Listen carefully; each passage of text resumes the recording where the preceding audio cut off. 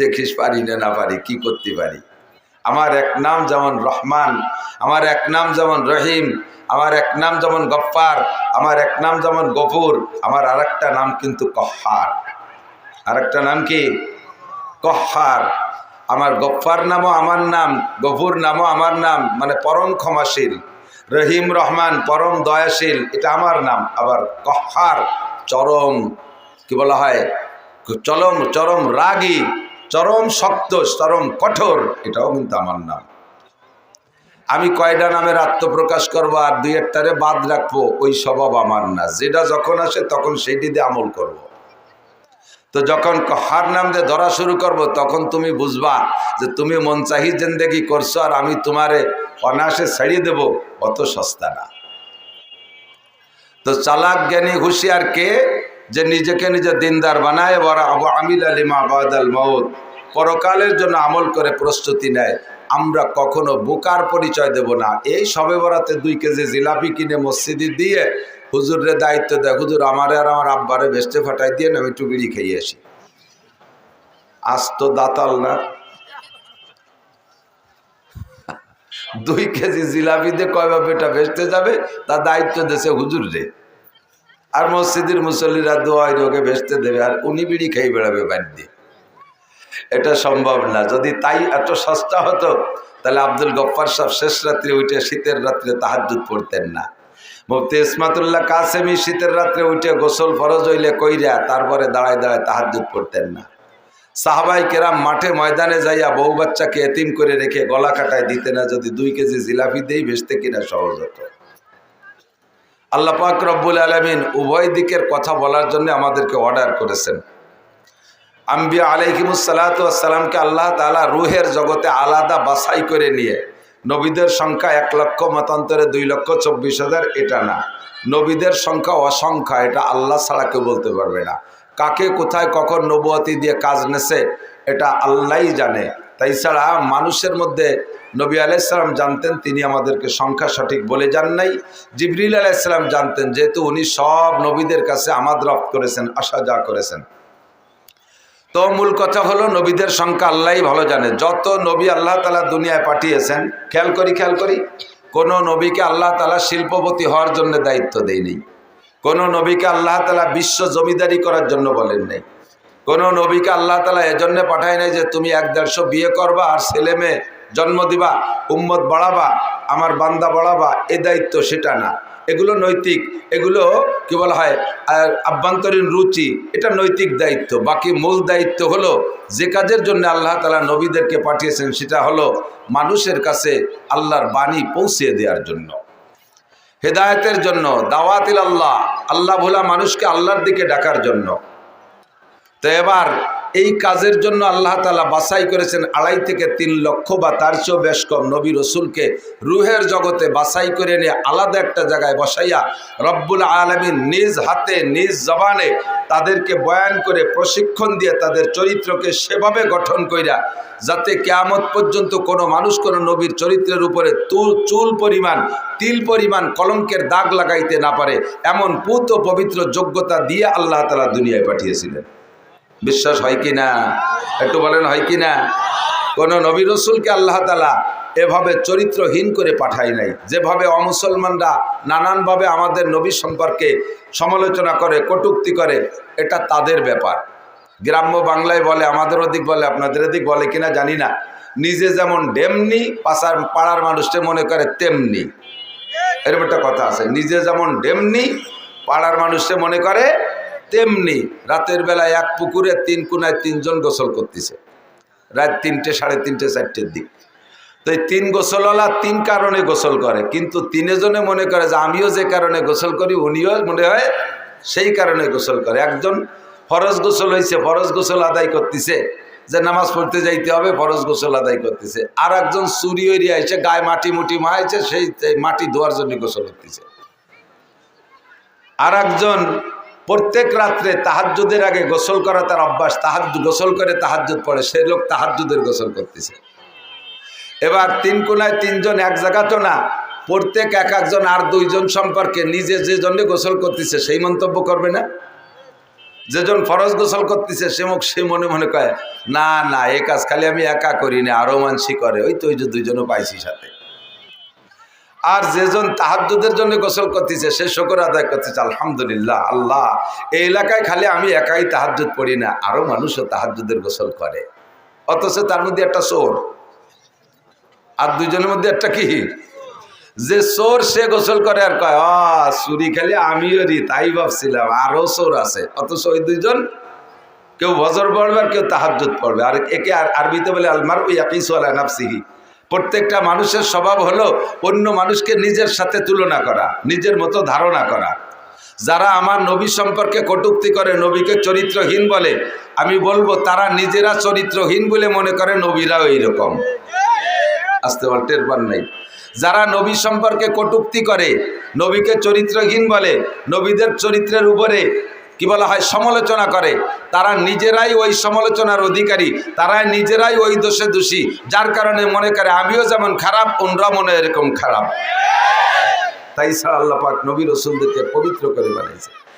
নবী আলাইহিmus সালামকে আল্লাহ পাক দুনিয়ায় পাঠিয়ে সমস্ত নবীদের দায়িত্ব দিয়েছে। নবীরা মাদ্রাসায় পড়াইতেন না, এরকম মাদ্রাসা ছিল না। KG, kindergarten, high school, college, primary, বিশ্ববিদ্যালয় এরকম সিস্টেমের শিক্ষালয় বিদ্যালয় ছিল না। নবীদের দায়িত্ব ছিল, নবীরা এভাবে মাইকও পাইতেন না, কথা বলেন। আর নবীরা লেখালেখানির মাধ্যমে উম্মতকে লেখাপড়া শিখেন নাই। কোনো নবীর হাতের লেখা বই পুস্তক খুঁজে পাওয়া যাবে না। তবে সব নবী বক্তা ছিলেন, সব নবী বক্তা ছিলেন। আম্বিয়া আলাইহিমুস সালামকে আল্লাহ তাআলা বয়ান করার জন্য উম্মতের কাছে পাঠিয়েছেন। আমাদের নবীকে আল্লাহ পাক বলেন ওমা আলাইকা ইল্লাল বালাগ, আপনার দায়িত্ব উম্মতের কাছে পৌঁছিয়ে দেওয়া। ইয়া আইয়ুহার রাসূলু বাল্লিগ মা উনজিলা ইলাইকা মির রাব্বিক, হে নবী আপনি আপনার উম্মতের কাছে আল্লাহর পক্ষ থেকে যা কিছু পেয়েছেন পাওয়া কথাগুলো পুঙ্খানুপুঙ্খ উম্মতের কাছে পৌঁছাইয়া দিবেন। একটা কথাও গোপন করতে পারবেন না। যদি লজ্জায় কোনো কথা গোপন করেন এই কথাটা প্রকাশ করার আর কেউ থাকবে না।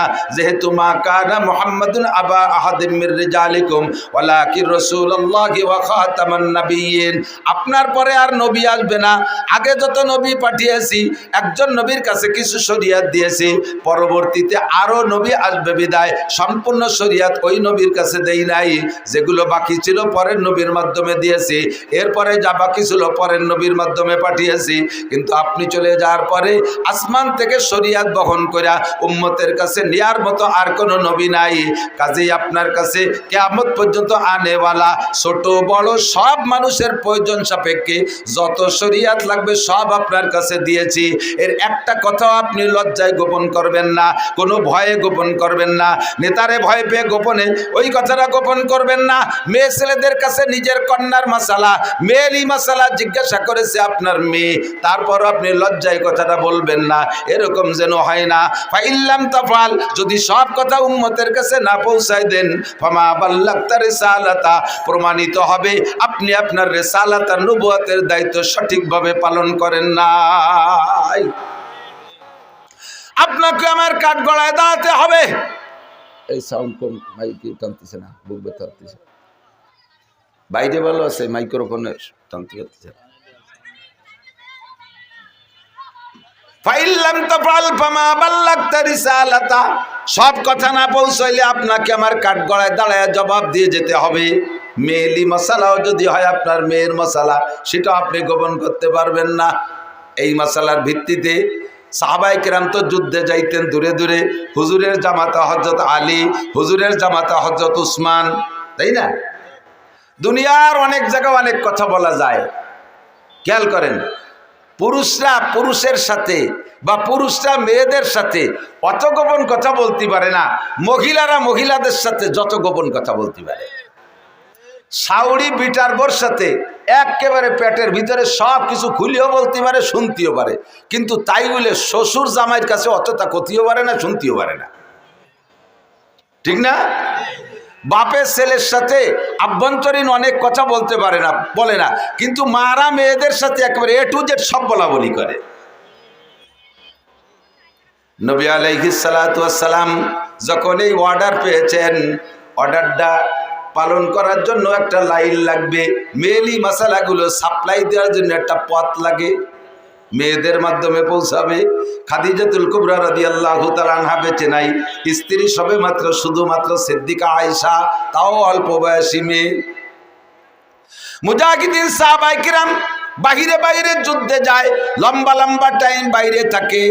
একটা মাসালা আল্লাহ পাক রব্বুল আলামিন নবী পাককে জানাই দিয়েছে, এই মাসালাটা আপনি ক্লিয়ার করেন। কি মাসালা?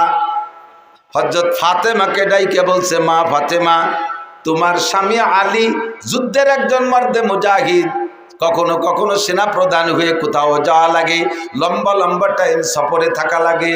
ও মা, আলী তোমার থেকে দূরে থাকলে আর তুমি আলীর থেকে বিচ্ছিন্ন থাকলে তোমার আভ্যন্তরীণ চরিত্রকে কন্ট্রোল করে তুমি কতদিন ভালো থাকতে পারো, কতদিন পর্যন্ত নিজেকে নিয়ন্ত্রণ করতে পারো, আর এরপরে কতদিন বেশি হয়ে গেলে তোমার মধ্যে অস্থিরতা শুরু হয়, আর তুমি তখন স্বামীর অপেক্ষায়, স্বামীকে না পাইলে অন্যদিক মন চলে যাওয়ার সম্ভাবনা এসে যায়। এরকম ভয় কখন হয়, কতদিন তুমি স্বামী ছাড়া বিচ্ছিন্ন থাকতে পারো? বাপে যদি মেয়ের কাছে এই কথা জিজ্ঞেস করে, আর মেয়েটা বা কেমন মেয়ে, এ মেয়েটা কি আমাদের দেশের মেয়েকে মতো নাকি যে হাফ প্যান্ট পরে শিয়ানা মাইয়া বাপের হাত ধরে ঘুরিয়ে বেড়ায়? শিয়ানা যুবতী মাইয়া একটা টেপ পরিয়ে, একটা স্কিন টাইট প্যান্ট পরে বাপের সাথে কলেজে পড়া মাইয়া বেশ মার্চ করে বেড়ায়, কুত্তয়ে দেখে লজ্জা পায়, আমরা ওরকম ঘুরি নিয়ে, আমরা ওরকম শিয়ানা সাল মাইয়া নিয়ে ঘুরি বেড়াই নিয়ে। কি ফাতেমা রাদিয়াল্লাহু তাআলা আনহা সাইয়্যিদাতুন নিসাই আহলিল জান্নাহ, জান্নাতি নারীদের নেত্রী, কথা বলেন ঠিক না? এই শর্মিলা মহিলা, হাসান হুসাইনের মা, শেরে খুদা আলীর স্ত্রী, বিশ্ব নবীর কলিজার টুকরা মেয়ে, পর্দাস কি বলা হয়, সরবের একেবারে শীর্ষ গোল্ডেন এ প্লাস প্রাপ্ত মেয়ে। এই মেয়ের কাছে জিজ্ঞাসা করছে, বাপ নবীতে মা, স্বামী ছাড়া কতদিন থাকতে পারো? এটাতে একান্ত আভ্যন্তরীণ গোপন কথা। হযরত ফাতেমা লজ্জায় মাথা লুকিয়ে ঘুমটা মুড়িতে বসে রয়েছে। আব্বা, এতদিন পর কি জিজ্ঞাসা করলেন? এটা তো মারা জিজ্ঞেস করতে পারে, আপনি আব্বা হয়ে কিভাবে জিজ্ঞেস করেন? কয়, মা, তোমার মা তো খাদিজা বেঁচে নাই, কাজেই তোমার কাছে আমার সরাসরি জিজ্ঞাসা করতে হবে, এখান থেকে শরীয়ত গঠন করা লাগবে। যদি আমি এই কথাটা গোপন করি আর তুমি লজ্জায় চেপে যাও, মাসালাটা লুকায় থাকবে, মাসালাটা কোনোদিন আত্মপ্রকাশ করবে না, সাহাবায়ে কেরাম আর মাসলা খুঁজে পাবে না, উম্মতে মহাবিপদে পড়ে যাবে। কাজেই বলো মা, বলো কতদিন স্বামী ছাড়া থাকতে পারো? ফাতেমা লজ্জায় না বইলা ঘরে চলে গেছে। মা ছিলেন আয়েশা, ফাতেমার বয়স আবার আয়েশার চেয়ে বেশি। ফাতেমা আয়েশার চেয়ে মেয়ে হয়েও বয়সে বেশি, তবুও তো মা মহিলা মানুষ। আব্বা জিজ্ঞেস করছে নাসর বান্দা, মায়ের কাছে যে বলতেছে, আম্মু আপনি আব্বুকে বলে দেন আমি আমার স্বামী ছাড়া 4 মাস পর্যন্ত, আমি আমার স্বামী ছাড়া 4 মাস পর্যন্ত দূরে থাকতে পারি। 4 মাসের পরে যাইয়া আমার স্বামীর শখ আসে, স্বামীকে কাছে পাইতে শখ হয়। 4 মাসের পরে যে আমার ভিতরে অস্থিরতা আসে। নবী আলাইহিস সালাতু ওয়াস সালাম আয়েশা রাদিয়াল্লাহু তাআলা আনহা নবীকে বললেন, ফাতেমা বলেছে 4 মাস পর্যন্ত ধৈর্য ধারণ করে থাকতে পারে। বাস নবী আলাইহিস সালাতু ওয়াস সালাম সাহাবায়ে কেরামদের জন্য বাইরে দূরে চাকরির জন্য সর্বোচ্চ টাইম 4 মাস ধার্য করলেন। 4 মাস শেষ হওয়ার আগে আগেই যে যত দূরে থাকুক তারে ছুটি দিয়ে বাড়ি পাঠাইতে হবে। সেখান থেকে আমাদের মুরব্বীরা তবলিগের টাইম কয় চিল্লা, জোর হলো না, কয় চিল্লা? আর একটু বলেন, কয় চিল্লা? 3 চিল্লায় কয় মাস? 3 চিল্লায় কয় মাস? 4 মাসে ঠিক করা হয়েছে। আল্লাহু আকবার। ফাইল্লাম তাফাল ফামা বাল্লাগতা রিসালাতা। এই গোপন মশালাগুলো যদি নবী ওখানে প্রকাশ করে না যাইতেন, তাহলে আমরা এখন বিভ্রান্তের মধ্যে পড়ে যাইতাম, মশালাগুলো কোথায় খুঁজে পাইতাম? নবী আলাইহিস সালামকে বলেন, হে নবী, আপনাকে এভাবে বয়ানের জন্য পাঠিয়েছি।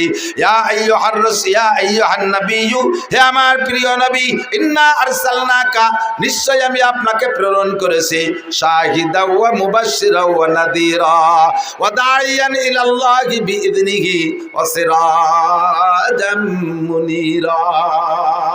একটু জোরে বলি আল্লাহু আকবার। হে নবী আপনাকে দুনিয়ায় পাঠিয়েছি উম্মতের মধ্যে অনেক কাজ দিয়ে, তার ভিতরে এই আয়াতের ভিতরে 5টা গুণের কথা আছে, 6টা গুণের কথা আছে। 1 নম্বরে ইয়া আইয়ুহান নবী, আপনাকে নবী হিসেবে পাঠিয়েছি। নবী হওয়ার পরে আপনার কাজ হলো আপনাকে প্রেরণ করেছি শাহিদান, খেয়াল শাহিদান, উম্মতের পক্ষে বিপক্ষে কিয়ামতের মাঠে সত্য সাক্ষ্যদাতা হিসেবে আপনি যেভাবে সাক্ষ্য দিবেন আমি কিয়ামতের ময়দানে ওইভাবে বিচার করব। আপনি যার পক্ষে বলবেন ওরে আমি ছেড়ে দেব, আপনি যার বিপক্ষে বলবেন তাকে আমি ধরে ফেলবো। নবী আলাইহিস সালাম সাক্ষী দিলে বা না দিলে উম্মতে কে কোথায় কি করে, বান্দারা কে কোথায় কি করে আল্লাহ দেখে কি দেখে না? যুবক বলো দেখে কি দেখে না? তুমি পাট বাগানে যে গাঁজা কিনা বেচা করো, এদিক পাট হয় না, এমনি সময় পাট কাটা হয়ে যাওয়ার পরে মাঠঘাট খোলা হয়ে যায়, এই সময় গাঁজা কিনা বেচা করা ভারী কঠিন। যত পাট বড় হয় গাঁজা এবার ব্যাপারীরা তত খুশি হয়।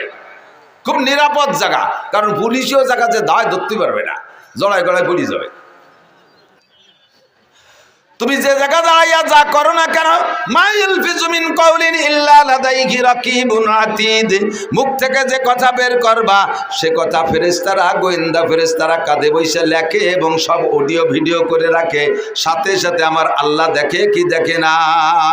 আল্লাহ বান্দাকে যেভাবে দেখেন এই দেখা হিসাবে বিচার করবে না, বিচারের জন্য সাক্ষী ব্যবহার করবেন।